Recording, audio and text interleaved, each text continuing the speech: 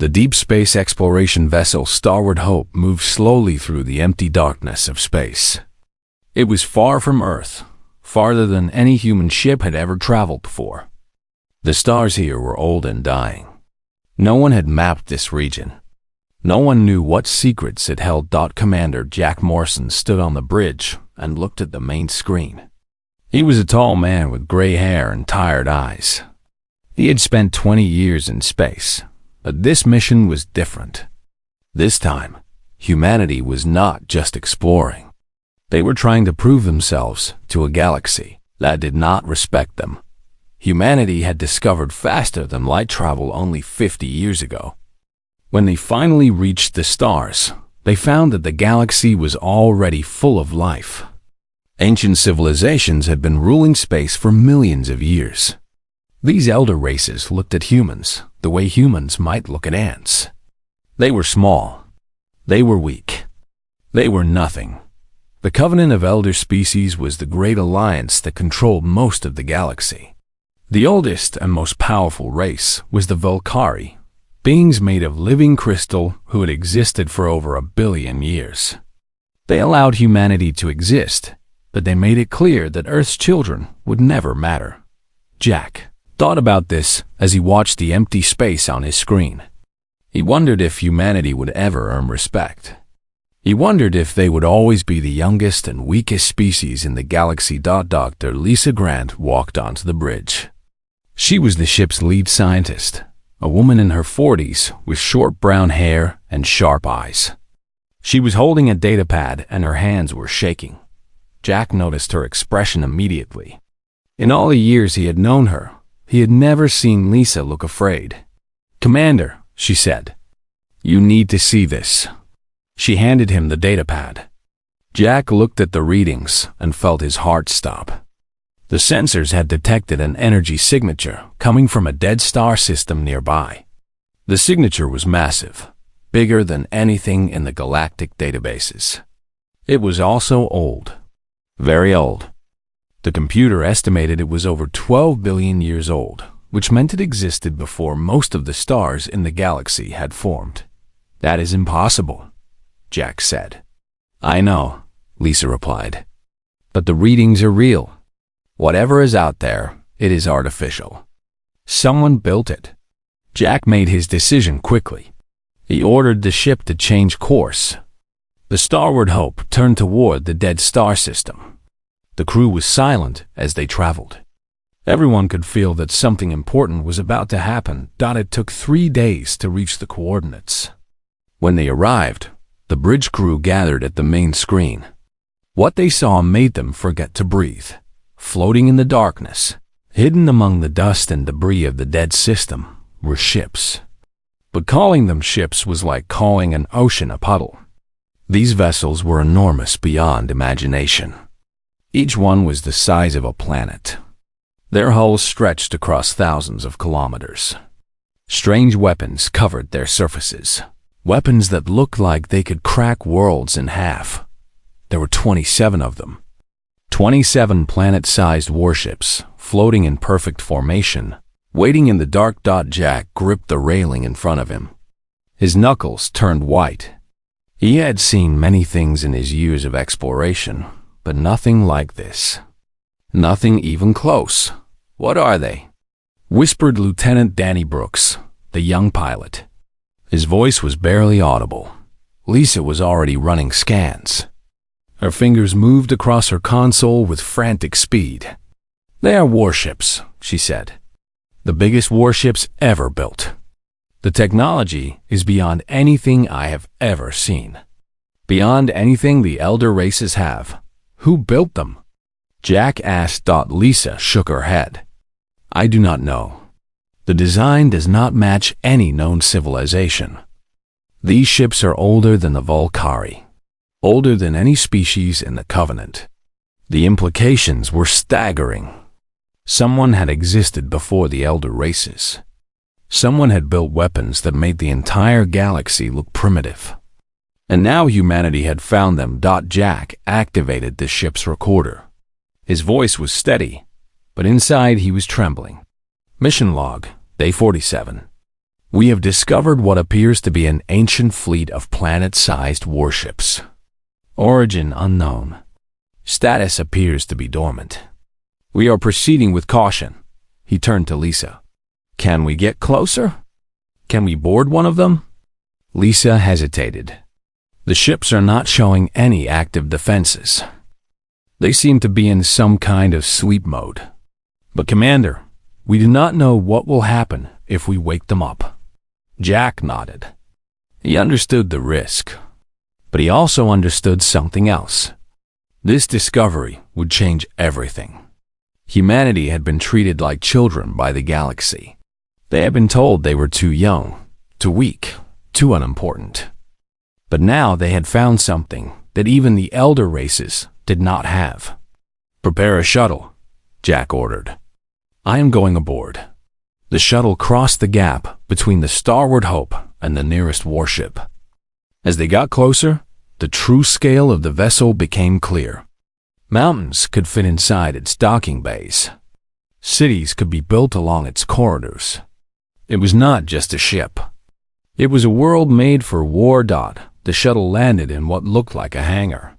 The space was dark and silent. Jack led a small team through the corridors, their flashlights cutting through the ancient dust. The walls were covered with symbols and writing that no one could read. Then they found the bridge. It was a massive chamber filled with consoles and screens that had been dark for billions of years. In the center was a command chair, built for a being much larger than any human. Jack approached it slowly, feeling the weight of history pressing down on him. Lisa was scanning everything, recording every detail. This technology is incredible, she said. If we could understand it, if we could use it. She did not finish her sentence. She did not need to. They both knew what this meant. Jack looked around the ancient bridge and made a silent promise. He would bring this discovery back to Earth. He would show the galaxy that humanity was not nothing.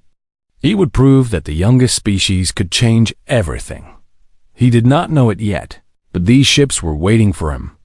They were waiting for humanity. And when they woke up, the galaxy would never be the same again. The news spread across Earth like fire through dry grass. Every screen on the planet showed the images that the Starbound Hope had sent back. Planet-sized warships. Ancient technology. A discovery that would change history.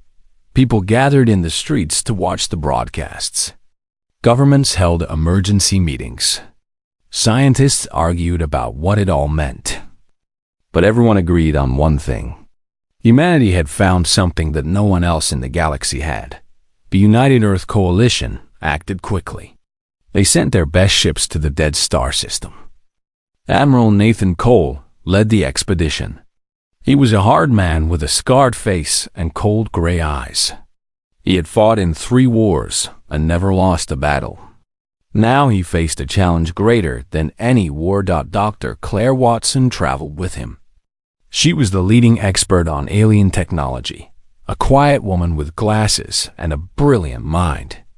She had studied the elder races for 30 years. But nothing had prepared her for what waited in the darkness. When they arrived at the fleet, Claire felt her breath catch in her throat. The planet-sized ships hung in space like sleeping giants. They were beautiful in a terrible way, built for destruction on a scale that was hard to imagine. Admiral Cole wasted no time. He organized teams to explore each vessel. Scientists, engineers, and soldiers spread across the ancient fleet, trying to understand what they had found. But humanity was not alone in their interest. The Covenant of Elder species had been watching. Their spies had intercepted the transmissions from the Starbound Hope. When they learned what humanity had found, fear spread through their ancient hearts. The Valkyrie sent their ambassador to Earth. His name was Zorith, a towering figure made of blue crystal that hummed with energy. He was over 2 million years old, and he had never bowed to any species. He did not intend to start now. Zorith appeared before the United Earth Council in their great hall. Human leaders from every nation sat in their seats, watching the alien with a mixture of fear and pride. "You have found something dangerous," Zoroth said. His voice was like glass scraping against stone. "Those ships are weapons from a time before memory. They are too powerful for a species as young as yours. You must surrender them to the Covenant." The council members looked at each other. Some were afraid. The Valkyrie were powerful, and no one wanted to anger them. But others were tired of being treated like children. Council President Maria Santos stood up. She was a small woman with white hair, but her voice was strong. "With respect, Ambassador, these ships were found by humans in unclaimed space. They belong to us." Zoroth's crystal body flickered with anger. "You do not understand what you are dealing with. Those weapons could destroy entire star systems. A young race like humanity cannot be trusted with such power." "And the elder races can?" Maria asked. "Your people have ruled this galaxy for 1 billion years. You have kept humanity weak and small. Perhaps it is time for that to change." The chamber fell silent. No one had ever spoken to a Valkyrie like that. Zoroth stared at Maria for a long moment, then turned and left without another word. War was now possible. Everyone knew it. In the Dead Star system, Claire Watson was making a discovery that would change everything. She and her team had been exploring the largest warship, the one they had named Titan. It was bigger than the others. Clearly the flagship of the ancient fleet. They found the command center deep inside the ship. It was a vast room filled with strange machines and glowing panels. In the center was a console covered with symbols that seemed to shift and change as Claire watched. She approached the console carefully. Her scanners showed that it was connected to every system in the ship. If she could understand it, she might be able to control the entire vessel. Claire reached out her hand. She did not know why. Something inside her, something deep and old, told her to touch the console. Her fingers made contact with the ancient surface. The ship woke up. Light exploded through the corridors. Systems that had been dormant for 12 billion years hummed to life. The entire vessel shook as power flooded through its massive frame. Claire stumbled back in shock. The console was glowing bright blue, and the symbols were changing faster than she could follow. Then a voice spoke. It came from everywhere at once, deep and ancient, but somehow gentle. It spoke in perfect English, which was impossible. No one had taught it their language. "Successors identified," the voice said. "Genetic match confirmed. Welcome, children of Earth. We have waited long for you." Claire could not speak. She could barely breathe. Her mind was racing to understand what was happening. "What are you?" she finally managed to ask. "I am the Keeper," the voice replied. "I am the guardian of this fleet, created by the architects to watch over their legacy. You carry their genetic code within you. You are the successors they hoped would come." Admiral Cole arrived minutes later with a team of soldiers. He found Claire standing alone in the command center, tears streaming down her face. "Doctor, what happened?" he demanded. "The whole ship just came alive." Claire turned to look at him. Her voice was shaking. "Admiral, the ship responded to my DNA. It recognized me. It recognized humanity. These ships were built for us. They have been waiting for us for 12 billion years." Cole stared at her. For the first time in his life, he did not know what to say. The Keeper spoke again. "The fleet is awakening. All 27 vessels are now active. They await the command of the successors." On screens across the galaxy, the elder races watched in horror as the ancient fleet came to life. Planet-sized warships that had slept since before their civilizations existed were now under human control. The Valkyrie ambassador sent a message to his people. His voice was filled with fear. "The young ones have awakened the old weapons. The galaxy has changed forever." On Earth, people celebrated in the streets. They did not fully understand what had happened, but they knew one thing. Humanity was no longer the weakest species in the galaxy. They were the inheritors of the most powerful weapons ever created. Admiral Cole looked at Claire Watson. "Can you control them? Can you fly these ships?" Claire thought about the Keeper's words. She thought about the genetic code that connected humanity to the ancient architects. She thought about all the years of being told that humans were nothing. "Yes," she said. "I think we can." The galaxy would never look at humanity the same way again. The children of Earth had grown up, and they had inherited power beyond imagination. Months passed.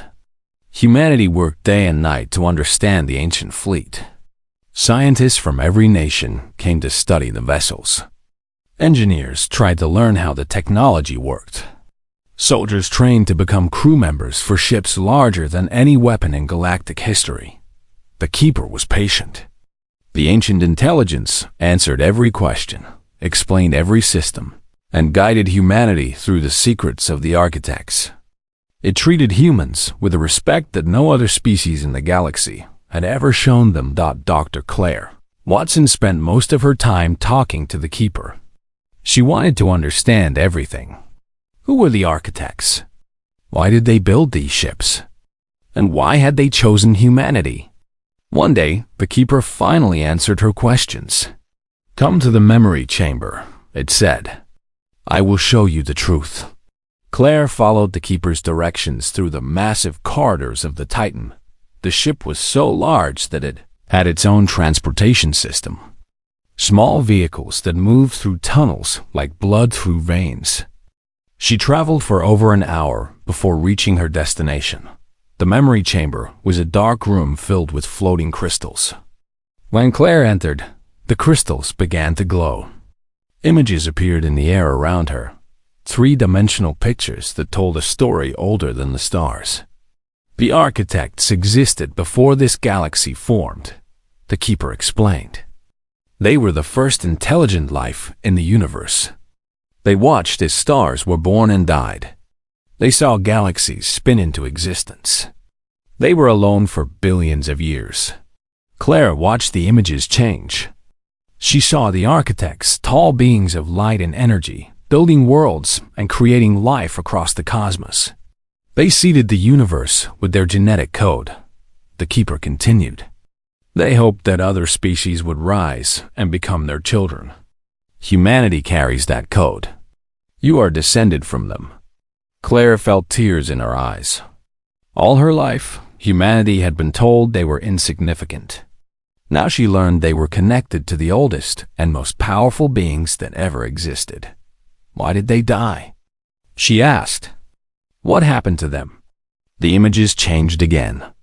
Claire saw darkness. Not ordinary darkness, but something alive. Something hungry. It moved between galaxies like a plague, consuming everything it touched. The Hollow, the Keeper said. They came from beyond our universe. They are not a species. They are a force of destruction. They exist only to consume. Claire watched the architects fight the Hollow. Their planet-sized warships fired weapons that shattered stars. But the Hollow kept coming, endless and unstoppable. The architects drove them back, the Keeper said. They sealed the Hollow outside our universe. But the cost was their extinction. They used all their remaining power to create this fleet and hide it for their successors. Us, Claire whispered. They made this fleet for us. Yes, they knew the Hollow would return one day. They needed their children to be ready. Claire's heart went cold. The Hollow are coming back? The Keeper was silent for a moment. Yes, the seals are weakening. Within your generation, the Hollow will break through. You must prepare. Claire ran to find Admiral Cole. She told him everything. The Admiral listened with a face made of stone, but his eyes showed fear. We need to warn the galaxy, he said. Even the elder races. But warning the galaxy was not easy. The covenant of elder species did not want to listen to humanity. They were still angry about the fleet.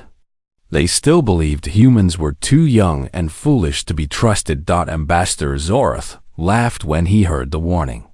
His crystal body shook with mocking sounds. The hollow? A fairy tale, he said. An excuse for humans to keep their stolen weapons. There is no threat from beyond the universe. This is manipulation. Dr. Ryan Peters, a geneticist working on the fleet, tried to present scientific evidence. He showed the Covenant data about human DNA. He proved that humanity carried genetic sequences that matched the architect technology. We are their successors, Ryan said. We have a duty to protect this galaxy. The elder races refused to believe him. They had ruled the galaxy for millions of years. They could not accept that a young species like humanity had a greater destiny than they did. Admiral Cole was furious. They are fools, he said.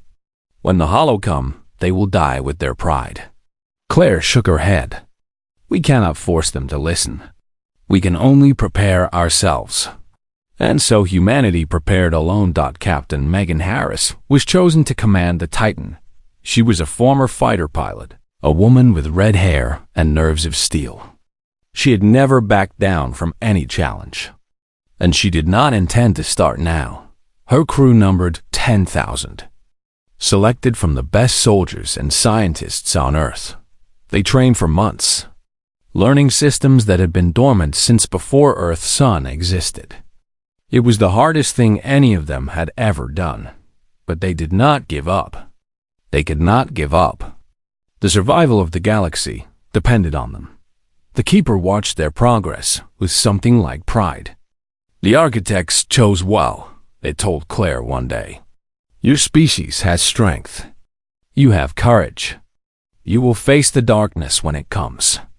Claire hoped the Keeper was right. She hoped humanity would be ready. Far away, at the edge of the universe, the seals were cracking. Something ancient and hungry was pushing against them, testing their strength. The hollow had waited for billions of years. They could wait a little longer, but not much longer. In the halls of the Covenant, the elder races continued their debates. They argued about humanity and the fleet. They refused to believe in the coming darkness. They would learn the truth. Soon enough, the galaxy stood on the edge of the greatest war in history. The architects had seen it coming 12 billion years ago. Now their children had to fight it. Humanity was young. Humanity was small. But humanity had inherited the weapons of gods. And when the hollow came, humanity would be ready. 2 years passed. Humanity continued to prepare. The ancient fleet was now fully operational. 27 planet-sized warships, crewed by humans who had learned to use technology from before time itself. The galaxy watched with suspicion and fear.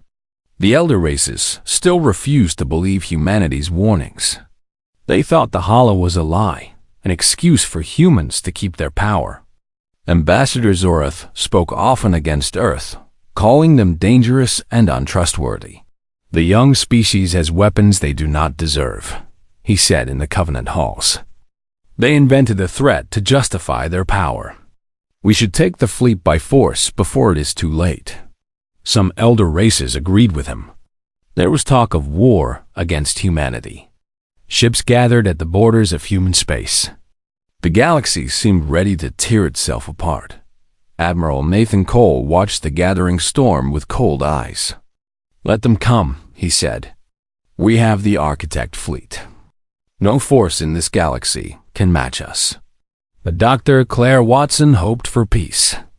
If we fight each other, we will be weak when the real enemy arrives, she said. We need to find a way to make them believe. Captain Megan Harris agreed. The hollow will not care if we are human or Volcari. They will consume everyone. We need allies, not enemies. The debate continued for months. Humanity tried again and again to warn the galaxy. They showed evidence. They pleaded for cooperation. But the elder races were too proud and too afraid to listen. Then the hollow came. They broke through the seals at the edge of the universe on a day that no one expected. The first sign was a wave of darkness that swept across 3 star systems in the outer territories of the Volcari Empire. One moment, those systems were full of life. The next, they were gone. Ambassador Zorath received the reports on his homeworld. At first, he did not believe them. He sent scouts to investigate. None of them returned. More systems fell. The darkness spread like a disease, eating everything in its path. Stars went dark. Planets crumbled to dust.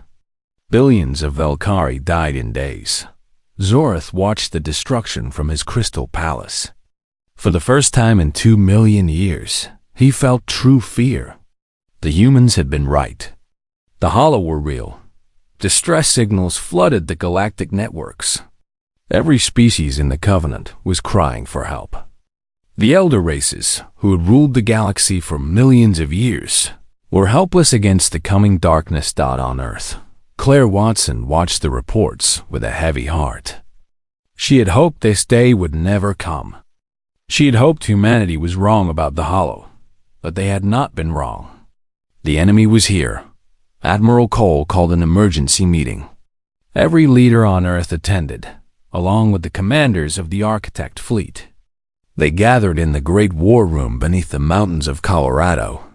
"The Hollow have arrived," Cole said. His voice was grim. "The Volcari Empire is being destroyed. Other species will fall soon. We must decide what to do." Some argued that humanity should let the elder races suffer. They had mocked humanity. They had threatened war. They deserved what was happening to them. But Captain Megan Harris stood up. Her voice was strong and clear. "We are the inheritors of the Architects," she said. "They built that fleet to protect the galaxy, not just humanity. If we let the elder races die, we betray everything they created us for. We are better than that. We have to be." Claire Watson nodded. "Megan is right. The Hollow will not stop with the elder races. If we let the galaxy fall, we will be next. We fight together, or we die alone." Admiral Cole looked at the faces around him. He saw fear, but he also saw determination. He made his decision. Prepared the fleet. "We go to war." The message went out across the galaxy. Humanity was coming to help. On the Velkari homeworld, Ambassador Zorath watched the darkness approach. His people were dying by the billions. Their ships were useless against the Hollow. Their ancient technology meant nothing. Then he saw something on his sensors. Something impossible. 20-7 massive objects were approaching at speeds that defied physics. They were bigger than anything the Volcari had ever built.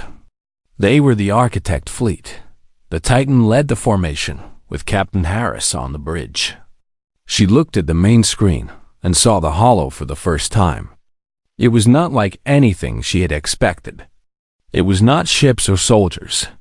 It was pure darkness, a wave of nothing that consumed everything it touched. "All ships, prepare for combat," she ordered. "Target the leading edge of the Hollow formation. Fire on my command."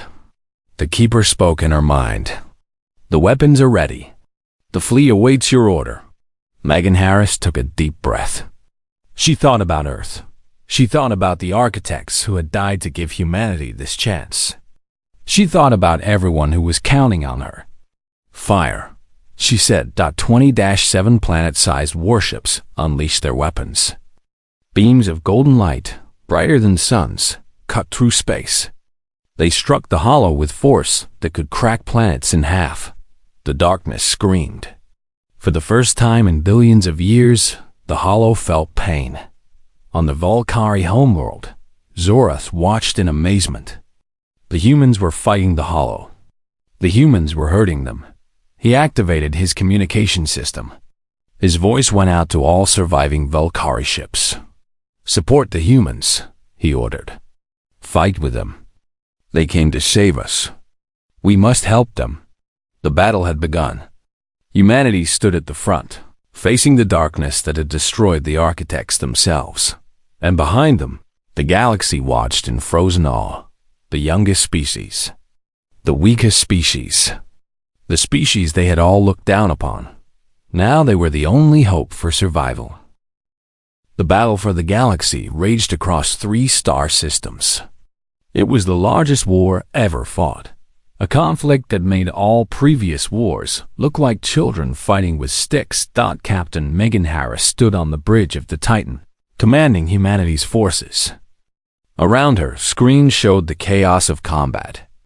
The Hollow were everywhere, waves of hungry darkness that tried to consume everything in their path.